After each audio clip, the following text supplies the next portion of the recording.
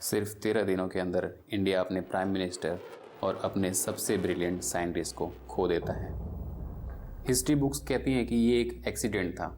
Prime minister Lal Bahadur Shastri की मौत एक हार्ट अटैक की वजह से हुई थी और डॉक्टर होमी जहांगीर भाभा की डेथ पायलट एरर की वजह से हुई थी।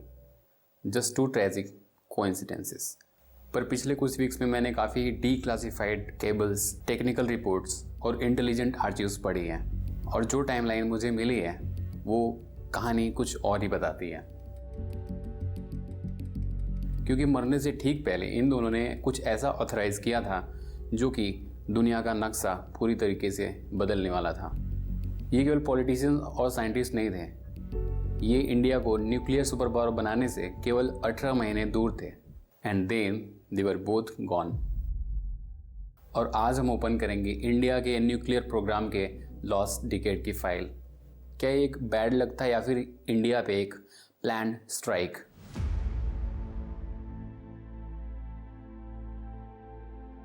इन क्राइम्स को समझने के लिए हमको उस क्राइम के मोटिव्स को समझना पड़ेगा और उस मोटिव की शुरुआत होती है एक झूठ से, एक बहुत ही स्मार्ट झूठ। 1948 में इंडिया अपना न्यूक्लियर प्रोग्राम स्टार्ट करता है और इंडिया पूरी दुनिया से कहता है कि हमारा जो न्यूक्लियर प्रोग्राम है वो काफ़ी पीसफुल है, ये केवल खेती और बिजली के लिए है। ये एटम्स फॉर पीस ही रहा था।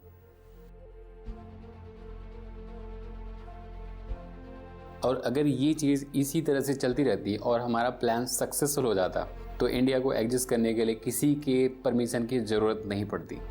इसी पीसफुल कवर को यूज़ करके भाभा ने अमेरिका और कनाडा को मना लिया था कि वो इंडिया को साइरस नाम का न्यूक्लियर रिएक्टर दें।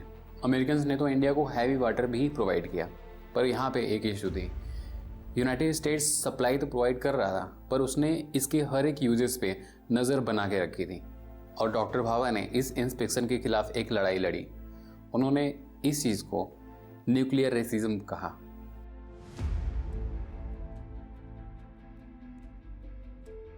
हालांकि यूएस का जो डर था वो गलत नहीं था, क्योंकि साइरस केवल एनर्जी नहीं बना रहा था, वो बना सकता था वेपन ग्रेड प्लूटोनियम भी। और इसीलिए 1964 तक भाभा की लीडरशिप में इंडिया ने फोनिक्स नाम की एक फैसिलिटी भी बना ली थी उस प्लूटोनियम को एक्सट्रैक्ट करने के लिए।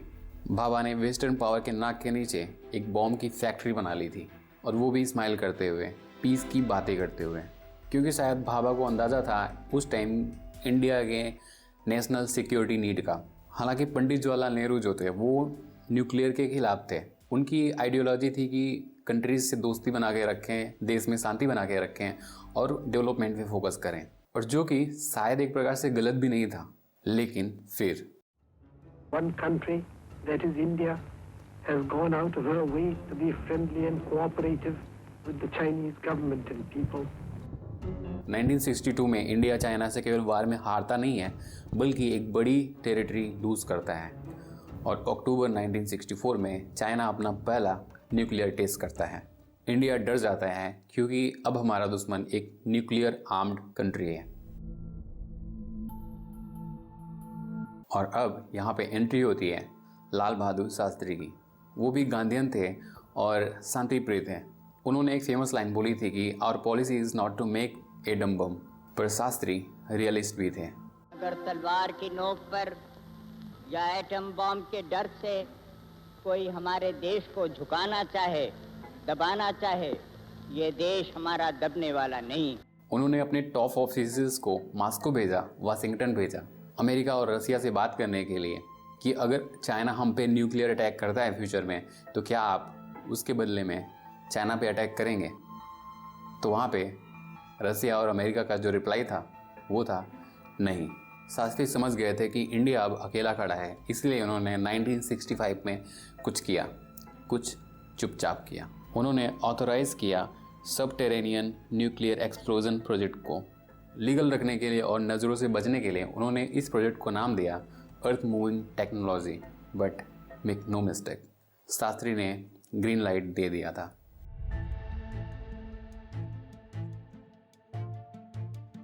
भाभा तैयार थे। फेब 1965 में भाभा वाशिंगटन जाते हैं और एक प्राइवेट मीटिंग में उन्होंने एक बॉम्ब सेल ड्रॉप किया। उन्होंने US under secretary of state को बोला we can have a device ready in 18 months. इस नंबर को ध्यान में रखिएगा, 18 मंथ ये था वो काउंटडाउन। अर्ली 1966 तक प्लूटोनियम रेडी था, ऑथोराइजेशन साइन हो चुकी थी, काउंटडाउन चल रहा था और फिर घड़ी रुक गई। जनवरी 1966 केवल एक ट्रेजिडी नहीं था, ये छठा मंथ था 18 मंथ के काउंटडाउन का। पहली ट्रेजिडी होती है 11 जनवरी 1966 को। शास्त्री पाकिस्तान के साथ पीस ट्रीटी साइन करते हैं और अपने रूम में जाते हैं। वो हेल्दी हैं और रात को 1:20 पे उनको खांसी आती है और 1:32 तक उनकी डेथ हो जाती है। इंडिया के प्राइम मिनिस्टर की डेथ हो जाती है। Official cause heart attack. पर यहाँ पे चीज़ें अजीब हो जाती हैं। सोवियत ने ऑटोप्सी नहीं की। फैमिली बताती है कि जब उनकी बॉडी आती है तो उनकी बॉडी नीली पड़ चुकी थी और उनके गर्दन पे कट्स थे। फैमिली को पॉइजन का शक था। और इसके साथ एक और फैक्ट, जो डॉक्टर उनके साथ थे और उनके पर्सनल सर्वेंट दोनों की एक अलग अलग रोड एक्सीडेंट में डेथ हो जाती है और वो इंक्वायरी कमेटी के सामने बोलने के लिए जिंदा ही नहीं बचते।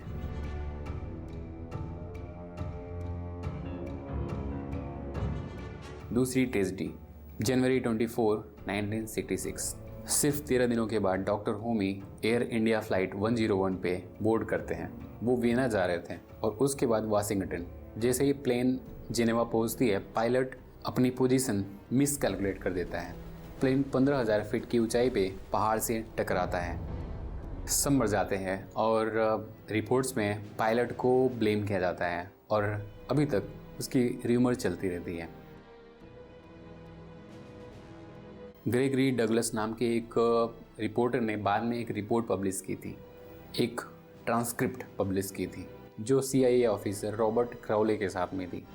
क्राउले क्लेम करता है कि CIA ने कार्गो होल्ड में एक बम रख दिया था। क्यों?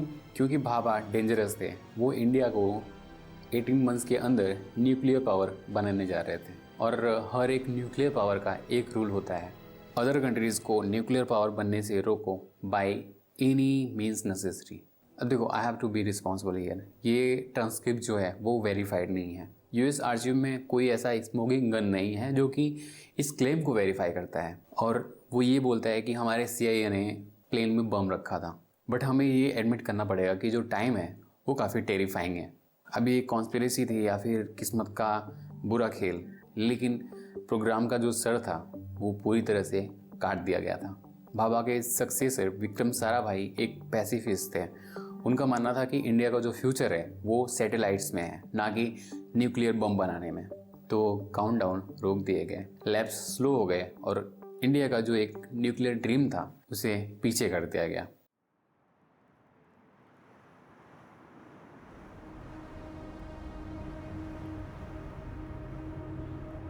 पर हिस्ट्री की एक आदत है अनफिनिश बिजनेस को वापस लाने की, क्योंकि इंडियन सिस्टम में कहीं ना कहीं वो नॉलेज जिंदा थी, वो डिज़ाइन जिंदा थी और इसीलिए सवाल ये नहीं था कि इंडिया न्यूक्लियर बम बनाएगी या नहीं। सवाल ये था कि ये काम दुनिया की नज़रों से छुप के कैसे किया जाएगा। हर एक न्यूक्लियर पावर का जन्म 2 बार होता है, एक बार सीक्रेसी में और एक बार आग में। लीडर्स मर चुके थे, नया साइंटिस्ट जो था वो पैसिफिस्ट था, दुनिया सैंक्शंस लगा रही थी। लॉजिक के हिसाब से इंडिया का सपना 1966 में उस पहाड़ पे मर चुका था, पर हम जानते हैं कि ऐसा नहीं हुआ। तो कैसे एक मरा हुआ प्रोग्राम वापस से जिंदा होता है? US के सैटेलाइट्स और CIA की नज़रों से बच करके इंडिया कैसे न्यूक्लियर टेस्ट करता है? वो कौन से लीडर्स और कौन से साइंटिस्ट आते हैं जो कि इंडिया के सपने को वापस से एक बार जिंदा करते हैं? और कैसे बुद्धा स्माइल करता है?